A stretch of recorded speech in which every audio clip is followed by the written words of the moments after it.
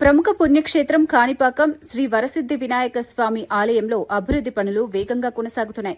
గురువారం ఆలయ పరిసరాల్లో నిర్మించిన వినాయక సదన్ 2, 3 అంతస్తుల వసతి భవనాలను మంత్రి ఆనం రామనారాయణ రెడ్డి ప్రారంభించారు. ప్రత్యేక పూజల అనంతరం భవనాలను ప్రారంభించిన మంత్రి భక్తులకు మెరుగైన సౌకర్యాలు కల్పించడమే ప్రభుత్వ లక్ష్యమని చెప్పారు. రాష్టంలోని ప్రధాన దేవాలయాల అభివృద్దికి కూటమి ప్రభుత్వం ప్రత్యేక చర్యలు తీసుకుంటోందని తెలిపారు. గౌరవ శాసనసభ్యులు కొత్తలపట్టు శాసనసభ్యులు మురళీ గారు, చిత్తూరు శాసనసభ్యులు జగన్ గారు, ఈ యొక్క వరసిద్ది వినాయక స్వామి ఆలయం ట్రస్ట్ బోర్డు చైర్మన్ ఈఓ గారు, ఇతర కమిటీ సభ్యులు, దేవాదాయ శాఖ అధికారులు, జిల్లా కలెక్టర్ గారు, ఇతర పెద్దలు అందరూ కలిసి ఈరోజు ప్రధానంగా ఈ యొక్క బ్లాక్ 1, బ్లాక్ 2లపై 2, 3 అంతస్తుల నిర్మాణం పూర్తి చేసుకొని దాన్ని ఈరోజు ప్రారంభించుకోవడం జరిగింది. దాదాపు మొత్తం 83 గదులు, అలాగే 15 సూట్ రూమ్స్, 100 గదులతోటి మొత్తం మీద కామన్ హాల్స్ కూడా 2 పెట్టి ఈ యొక్క నిర్మాణాలను పూర్తి చేసి ఈరోజు దీన్ని ప్రారంభించాం. 14,74,00,000 రూపాయల ఖర్చుతో ఈ అభివృద్ధి కార్యక్రమాలను ఇక్కడ చేయడం జరిగింది.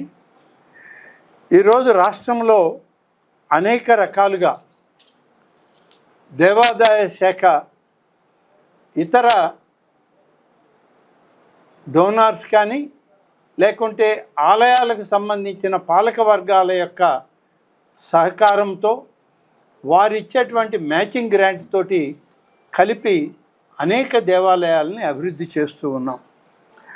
ఆ అభివృద్ధి చేసే కార్యక్రమంలో ఈరోజు చిత్తూరు జిల్లాకు సంబంధించి ధూపదీప నైవేద్యం ఈ పథకం కింద 10,000 రూపాయలకి ఎక్కడైతే ఆలయాల్లో కనీసం దీపం పెట్టే వసతి కూడా లేదో ఆ ఆలయాల్లో ఒక అర్చకుని ఏర్పాటు చేసుకుని గ్రామస్తులు కలిసి ఈ ఆలయంలో స్వామివారి కైంకర్యాలు జరగాలి అని కోరితే ఆ స్వామివారి పేరుతోనే, ఆ అర్చకుని పేరుతో 10,000 రూపాయలు ప్రతి నెల 1వ తారీఖు వచ్చేటప్పటికి బ్యాంక్ అకౌంట్లో జమ చేస్తూ ఉన్నాం.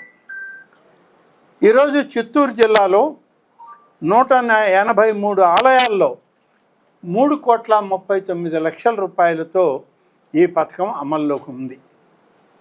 ఇది కూటమి ప్రభుత్వం వచ్చిన తర్వాత చంద్రబాబు నాయుడు గారు ముఖ్యమంత్రి అయి ఉప ముఖ్యమంత్రిగా పవన్ కళ్యాణ్ గారు వచ్చి ఎన్నికల సందర్భంలోనే ధూపదీప నైవేద్యం పథకానికి 10,000 రూపాయలు ఇస్తామని ఎన్నికల ప్రణాళికలో ప్రధానమంత్రి నరేంద్ర మోడీ గారి ఆశీస్సులతో ఒక ఎన్నిక